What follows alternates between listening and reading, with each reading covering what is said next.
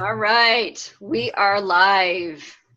Thank you everybody for being here to our Harmony 311 webinar. Today we're going to talk about traffic and solo ads as a request from one of our people who wanted to know a little bit more about that. So how's everyone doing? Doing good. Good. Awesome. Yeah. Jay, do you want to get us started? Sure. Again, welcome to everyone. Sorry to hear about your aquarium you have downstairs in your basement there, Jerry. Not anymore, but it's okay. We're working it. Oh boy. And Oslok, looks like I see some daylight shining through the window there on your wall. Yes, it's sunny. It's nice temperature. Okay. I don't know the Fahrenheit, but it's 25 degrees Celsius, if that says you something. Okay. That's 5 degrees over the freezing point. Yeah. Okay. And Sensei, looks like you're doing well. I am. Yes, I am. That's good. All right. So we have is Eric Kennedy. Hi, Eric. Just came on. Is that someone you invited? Yes, Okay. Eric's been reading my emails. Okay. So good to have you. Welcome aboard, Eric. Your mic is muted right now. So Oh, I'm sorry. I'll unmute. I think I said it. I think I've said it to mute everybody as to come. Automatically. I think I'll fix that later, but Okay. So traffic and solo ads, that's the topic for today. Okay. Now we all know that traffic is the lifeblood of our business. Without it, we have no online business. This is not like you have a store or a kiosk in a mall somewhere and people are walking by and just may, stop into your store or stop by your kiosk. We have to do something different to get people to see our business. We have to have a way of generating traffic. Even if it's free traffic, there is still something that you have to do to generate that traffic. We have the paid traffic methods. A lot of the traffic sources out there, you don't have to write a solo ad. They'll do that for you. One of the things about that is you don't know what that ad says, okay? So you just hope that you get some traffic from that. And then we have the solo ads where we have to go in and create our own ad. And, with those solos ad, you got to say a lot in a short period of time, don't you? Yeah. Because you have to generate some kind of interest for a person to actually come in and go into your website and then opt in. To get that traffic over there. Then once we get that traffic, once that cold traffic turns into warm traffic, then we have to do something with that. And that is promotion and marketing that we have to do. You can't just let them sit there. It's like when you walk into a store and you have an associate come up to you and says, hey, can I help you with anything? And yeah, I'm looking for, and then they assist you, with what you're looking for. It's the same concept here. Once we have them, we have to stay in communication with them some way, shape, or form. We just cannot let them sit. Because a lot of people that opt into your sales funnel, a lot of them just do that. They just opt in. And then what do we do with that traffic? We have to keep coming at them with something. We have to deliver something because the objective is what? To turn those customers or that traffic, we have to turn them into leads. And then from leads, we have to turn them into sales. And then from sales, we have to turn them into customers or repeat buyers. That involves a lot of work, a lot of testing, a lot of I can't do it that way anymore. Let me do it this way. it's really all about testing every single time that we generate traffic, isn't it? Yep, I agree. Yeah. You got something else to add to that, Renee? Well, I was gonna, and it's about like just being consistent. You know, even if you have to tweak it a bit, whatever you're going to present, and it doesn't have to be the same exact thing every single time. In fact, it's better if you still have the same, you know, even if you have the same offers, you're going to have to present it in different ways, do different videos, do updates, you know, add value in a different way. You know, I very often, even though I have the same things and they're all in my funnel, you know, sometimes I only talk about traffic. I don't even send them to a sales page or anything to my businesses, because I just, people get bored watching the same presentation over and over again. That, you know, that makes for your list to, you know, unsubscribe themselves. We don't want that. So, you know, you just have to make sure that, you know, whatever you're presenting is what the people on the list want, and they have to feel like they want to open that. But you got to get them first. You know, you got to advertise first, whether it be free or paid. I actually had someone, and I did a video about it the other day, is someone asked me about traffic. You know, they were asking me about what traffic sources do I use, and I basically said, this person is new to my list. I think they've only read a few of my emails so far. And I said, you know, click on the button that if you're in the advanced, you know, the intermediate and advanced section, click on that button that says bonus resources, and it'll take you to, you know, the traffic that I use. And the first question out of that person's mouth was, does it convert? And I had to bring it back to that person and say, okay, so you found me, right? You were looking for, you know, a way to make money online. You found me, and you actually contacted me. To me, that's a conversion. Now, whether he chooses to work with me is, you know, a different form of conversion. But I had to make that person think about what question that they asked. You know, yes, I use traffic. This was this person never heard of me before. And, you know, and it's really important that when someone does reach out to you and asks you, you know, similar questions like that you put it right back and say, okay, think about that question. You know, you found me, you contacted me, you know, we're having a conversation. I'm doing something right. It does convert. And it might not necessarily be the particular traffic source, although in many cases, because we know there's good and bad, you know, good and better, I should say, traffic. But there's you got to know what to do with it. So, you know, I thought that was because I saw that post that you did, and you know, I thought it was interesting that he asked you the question, does this work? And then your reply, well, apparently it does, because, you know, we're talking. We're talking. You did what I told you to do in my emails, just contact me. So. Yeah. So the proof that it works lies with that person. It's like, you engaged, and that is what the traffic is all about. It is about the engagement, okay? It's about, you know, you have several objectives with your traffic. Either you're looking to build your list, okay? You're looking to make sales, okay? You're looking to, in the test phase, in your research phase, you're looking to see at what points in your funnel is this traffic doing something? At what point in your funnel does this traffic convert to a lead or convert to a sale? At what point in your sales funnel, as that traffic is moving through your sales funnel, at what point are people not taking an action? People opt in, but that's all they do. People opt in, and maybe you have some kind of registration that you want people to do.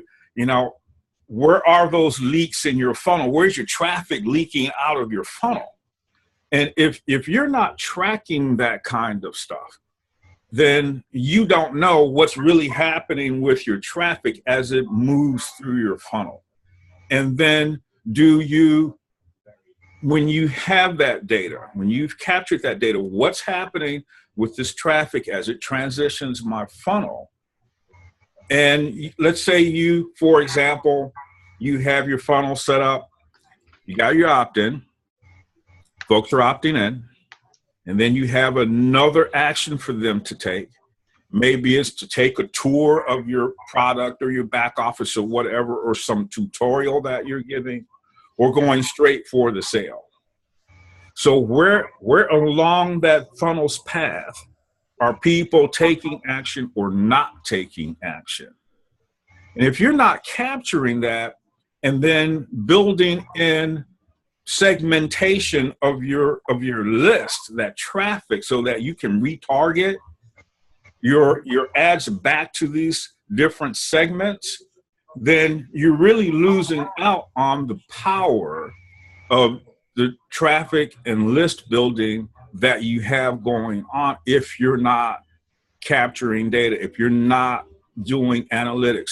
Now, Renee, when we looked at our analytics and Facebook ads, we got a story about that traffic. Okay? Yes. You do get that story. Yeah. Not just if ClickMagick, it'll tell you a story. Yeah. It will tell you a story. Your back office, in a lot of cases, even in your back office, they'll track that traffic for you. It's just a matter of going in and seeing what's happening with your traffic all along that funnel. Okay? Know that there are leaks in your funnel that you have to plug up. Okay? Set conversion points in your funnel for your traffic. It's like opt-in. Mm-hmm. Anybody who opted in, okay? Well, I had X number of people opted in. After they opted in, what did they do next? Is that all they did was opt in? Did they click on a button that you want them to click on? Because remember, all along your sales funnel, all along that sales funnel, there's actions that you want people to take, want that traffic to take. So you've gone out and you bought your solo ad. People have opted in. What's happening from that point forward? Do you know what's happening from that point forward after they've opted in? Dave, I'm sorry. I thought Dave was trying to say something. Yes, go ahead, Dave. Dave, were you trying to say something? No, I just had to run out in the kitchen for a second. Oh, okay. I'm taking care of my mom's lunch, so I will be right back. Okay, no problem. So we have that cold traffic, or if you want to call it organic traffic. It turns into warm traffic the minute they opt into your opt-in page, your landing page or capture page, whatever you want to call it. Then what do you do with that once that traffic turns warm? Make it hot. Say again? Yeah, how? Yeah, you got to make it hot. You got to make it. Well, first your ad has to be hot for them to be actually, Absolutely. Want to open and pique that interest. But you've got to, continue that curiosity and continue that. And Renee, you talked about it's a constantly changing thing. I mean, let's think about this from a baseball analogy. If I have a starting pitcher and all he can throw are fastballs, the opposing team's going to catch up with him, okay? Because he's not changing it up. He's not showing you something different and interesting. All he's throwing is fastballs. That's it. First of all, he's not going to be on the team that long if he doesn't have a repertoire of other things that he can throw. It's the same thing with us. We have to always present something different. I don't know if you guys know Jason Horning, but he said something. He's a Facebook ads guru. He said something that resonated with me. And he said this about ads. They lose their luster over time. They get stale. And you have to know when that luster or that shine on that ad is beginning to fade away. Yep. So that you can put yourself in a position where you throw something different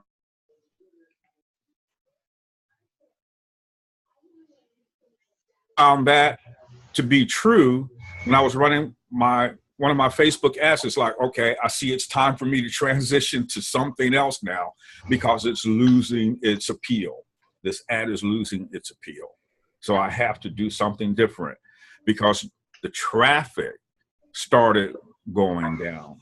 Okay.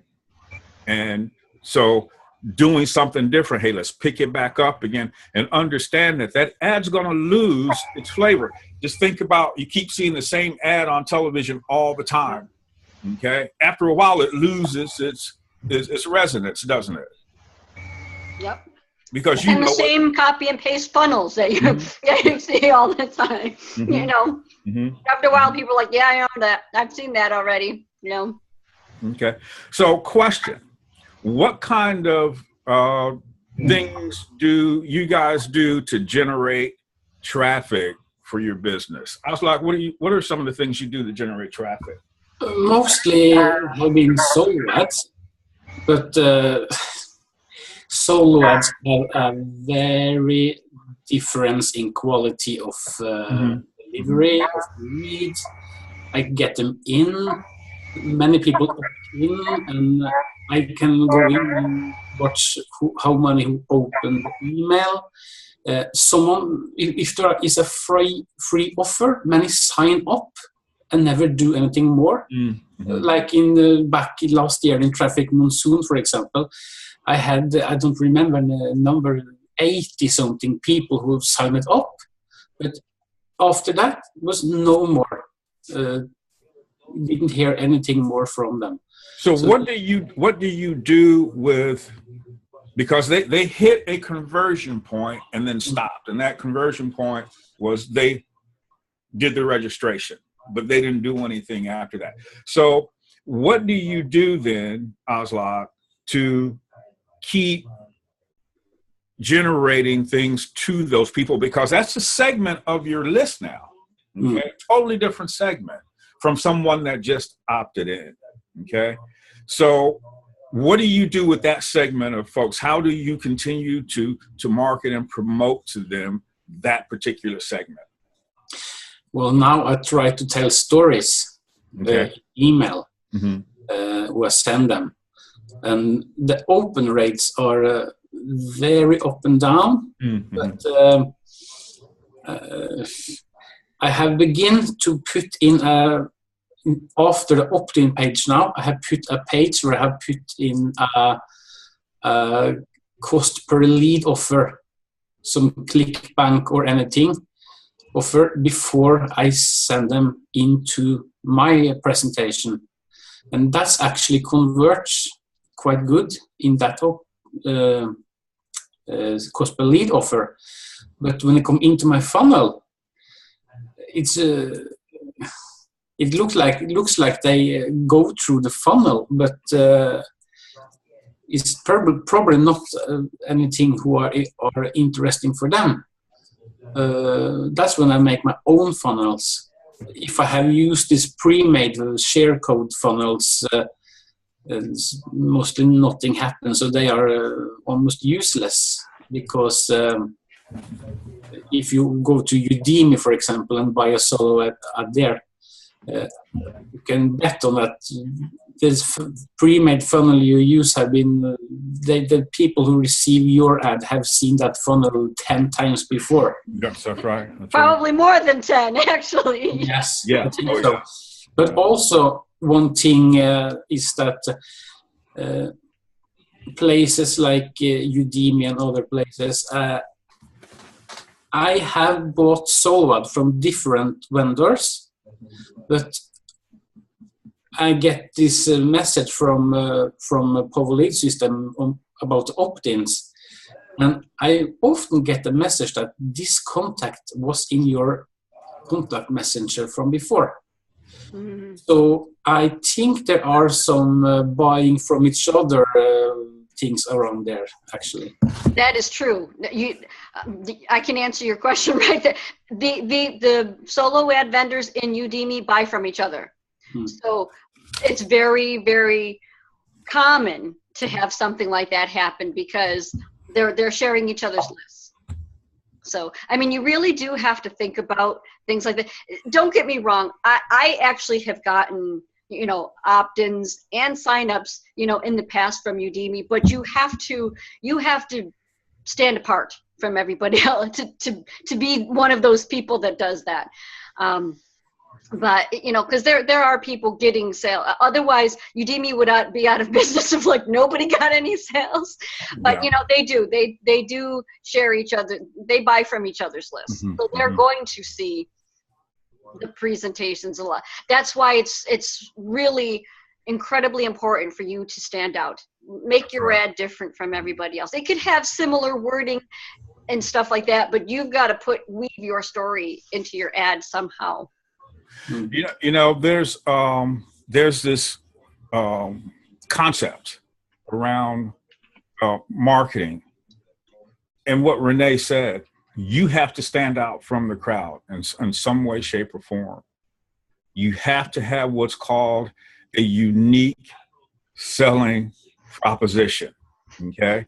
Something that makes you different from your competitors. You know, what is it about your business that's different from everyone else? Or what is it about your business that people aren't talking about that you can talk about to show the uniqueness between you and the other people out there in the same exact business? There's something that the mass is not talking about with that business. You discover what that is that they're not talking about, and then you talk about it. That becomes your unique selling proposition. Okay, now that sets you apart from everybody else on the field. So when you're putting that ad out there, this is the thing that really is a disadvantage with some of the traffic sources that you can get, where they write the ad for you, because you don't have, that's not your voice, okay? It's not your voice. I'm not saying there's anything wrong with it. For people that want to generate traffic real fast and not have to worry about writing an ad, that works great. But at some point in time, you have to establish uniqueness with your business. And you do that through your own words. You do that through your videos, okay? You do that through your sales pages and the things that you have in your funnel.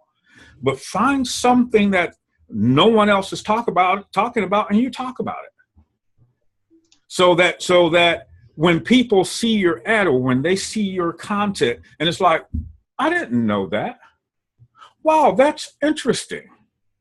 Let me go ahead and connect with this person here because they're giving information that I was not aware of before. So that traffic, when that traffic is generated from that kind of effort, ladies and gentlemen, people are now they're a little bit hotter, aren't they, Jerry, than what they were before? Yep. Because you're telling them something that they weren't aware of before. Just think about the times, guys, when you were out and you're reading other people's contents, and it's like, wow, I didn't know that. How many times? That's an aha moment, isn't it? Yeah. So you have to give people aha moments. Eric, what are some of the things that you're doing with your list when you generate that traffic? What are some of the things you're doing? Well, actually, I'm kind of in the humble beginnings of building my list. Okay. But at the same point, I can relate to a lot of what you're saying. From my experience, you do have to be a yellow brick amongst a bunch of red bricks. That's right. You have to have that uniqueness. And I also think the biggest part of actually, getting that prospect or that lead to look at your content is you have to lead with value. The more value that you lead with, the more draw you're going to have on your ad and ultimately a sign up. And then from there, once you get them into your opt-in, once you get them to your squeeze page, you have to have that good follow-up series. Mm-hmm. But at some point, I think this is where the industry has failed. How many times have you said, I haven't heard from my upline? I haven't heard from my upline. I think you need to, once they opt in, at that point, I think they're already committed to at least some point. You need to get on the phone and say, what did you like best about it? What did you like least about, your product or your service?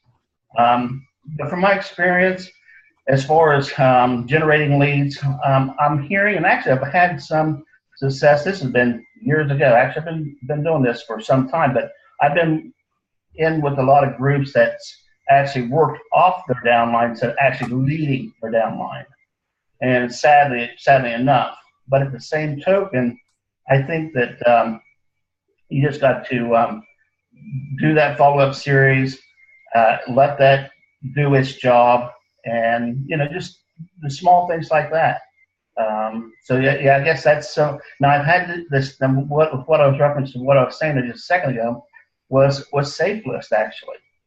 There's SafeList, there's mailers, and I kept hearing these echoes. Well, SafeList don't work. SafeList. Well, from my perspective, SafeList was working.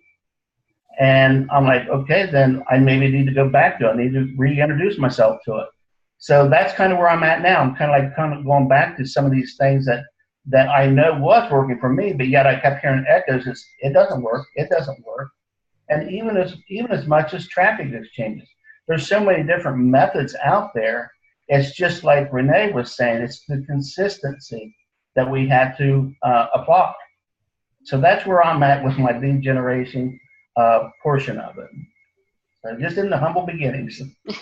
And that's totally okay. And honestly, SafeList can work. Facebook ads work. Solo ads work if you know how to work it, and you're consistent enough with it. So don't, just because people say, well, SafeList don't work and it's it's all crap traffic and it's all, no. If it's working for you and you like that source, then you keep doing that source, and eventually you're going to be one of those people that stands out, and you're going to get the opt-ins, and you're going to make them become the warm prospect, and then they'll eventually hopefully buy from you. So honestly, you can make horrible traffic work and you can make good traffic work. I mean, and there's other ways, and Barbara in our chat room mentioned doing drop cards. I'm glad you mentioned that, because that's another traffic generating strategy. It doesn't always have to be on the internet. You can do drop cards. She talked about doing the dollar bill drop card. People like money, okay? They see something that looks like $1 or 20 or 50, they're gonna pick it up. Now, there's more chance to. Jerry's got one right there. This is for Barbara right here. There you go. and that's traffic. Yeah, fold it in half and leave it. Fold it in half. Yeah. And the paper it's printed on feels just like real money. Yeah. Yeah. And it catches people's attentions. I used to go over to Sam's Club and drop this in the candy bar section that says payday.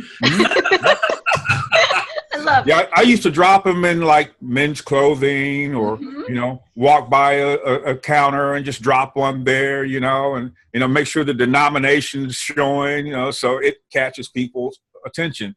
Now, Eric, you said something that made me think about this.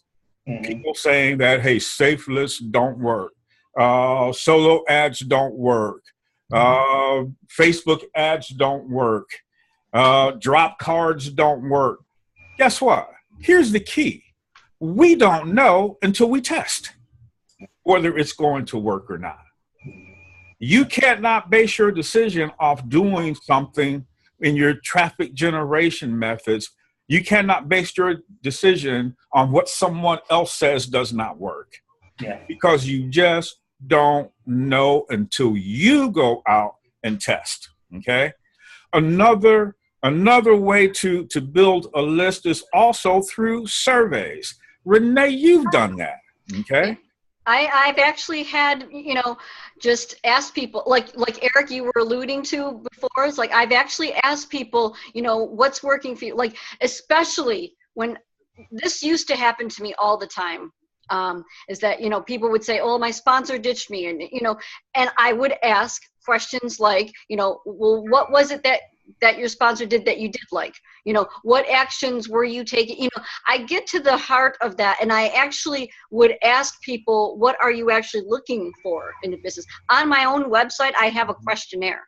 Mm-hmm. And I actually ask them, you know, what income are you making right now? What would you like to desire? What kind of support do you have? You know, do you have a mentor? You know, those types of questions. What really are you wanting to accomplish with your business? Well, not just with our conversation, but because what I do is anyone who comes to my website, fills out that questionnaire, I will give them a free consultation for doing that. And it has worked. It's actually worked very well for getting some new opt-ins to my page. But asking these questions, not only does it help you get to know that person, but it makes that person really think. It makes them accountable, makes them assess, okay, what am I really here for? What do I really want from this? And the more you can do things like that, the more you're going to gain that trust from that person. Like if you can actually help guide someone through that process of understanding where they are and where they want to be, that's huge. You know, especially for these orphan, you know, people who feel like they're orphans, you know, their sponsor left them. And sometimes their sponsor really did leave them. Sometimes it's just the fact that they just had unrealistic expectations about what their sponsor's supposed to help them with. You know, some people think they need hand holding all the time. And, you know, there's different degrees to that. But yes, surveys are an excellent way to, you know, get someone on the list. If you guys have not employed surveys into your business, this is another list building strategy is surveys. Okay. I would recommend everybody get this book here. Ask. It's about bringing the surveys into your business to generate traffic and build your list. It's a series of 4 surveys done at specific times along your sales funnel. Okay. And you're just finding out, what is it people wanting to buy? What are people wanting to do? Not a whole bunch of, it's not a 25 question survey or anything like that. Real short surveys with very specific, targeted questions, and feed it to your list. Make it a part of your marketing strategy. So people can come in and do the surveys. And then once they get in your funnel, guess what, folks? They're there for you to continue to run your strategies and your tactics. It's by a guy called Ryan Levesque. That's his name. Go up on Amazon and get this book. And seriously consider bringing surveys into your marketing strategy, into your list building strategy. It's not a thick book, but he lays it out. He doesn't leave anything out. There's a material that you download, little source documents that you're going to be using, things along that line. I highly recommend that you get this book. You know, it's my bedtime story before I go to bed at night. Okay. I'm learning a lot from this guy. I've run my first survey, and the results that I got, the deep dive survey is what the first survey is called. And the results I got back from that, I learned a lot about what people are thinking. Okay.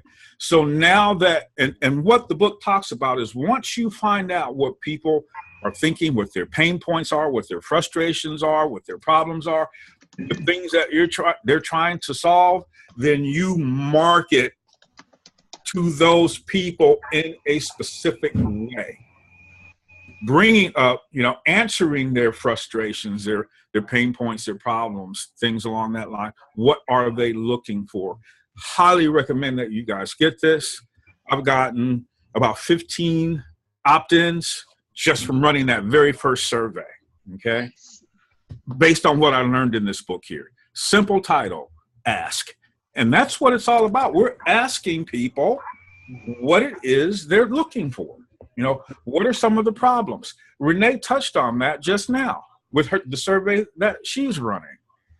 It's just another weapon in your arsenal to use. Everything that you can possibly do to build your list, to get that traffic coming to your website, do it. Don't let anybody say, no, that doesn't work. I'll make the determination whether it works or not based on my testing data. Yeah. Does that make sense? It does. Yeah.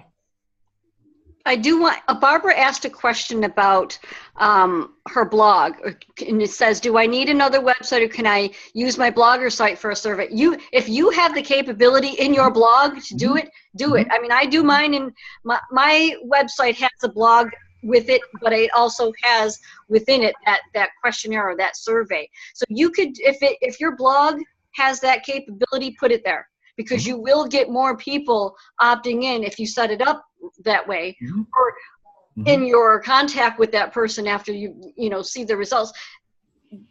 Yes, if you can do it, absolutely. And Dave said he came across a site. It's easy to get leads. You can make decent money. He got a source from Edward Keat. Yeah, I know it. He's tried, and it works. So yeah, Dave, we'll definitely talk later. We have about 2 minutes left. We like to keep these at about 40 minutes long. Does anyone else have any questions or anything else they wanted to add? Yeah. Go ahead. Twitter and Instagram are hot nowadays, but Instagram is mostly for those who already do it good and can use money on photos and luxury lifestyle things. Twitter goes if you put in, you have to do get some training to do it right, but post frequently and every 20 minutes or something. But not less than 20 minutes, 20 to 30 minutes per post. That can get a lot of leads. Yeah, I actually am reading the Grant Cardone, the 10-time rule, and he talks about Twitter a little bit.